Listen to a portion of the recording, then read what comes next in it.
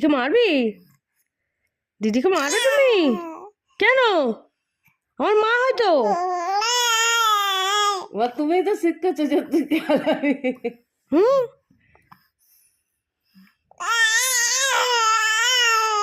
কি কত বাচ্চা? তুই তো বলেছি এক কলতেন খেলাবি, আমি আবার এক কলতেন খেলা। কেন? দিদি কি করছে? কি বাঁশ দিয়েছে তোকে? বলে আসে না কেন? আসে না, সে কবে কাঠবিড়ালি একটু এসেছিল। ননটা আমার কাঠবিড়ালি ছিল গো, আমার সোনা হয়ে তুমি গেছে। রাগ হচ্ছে? ওর মায়ের সঙ্গে আড়ি নিয়ে নিবি। হ্যাঁ না না, রায়, তোমার দিদার সঙ্গে আড়ি নিয়ে নেবে। হ্যাঁ, ওর মায়ের সঙ্গে আড়ি নিয়ে নেবে। নেবে তো? নেবে তো?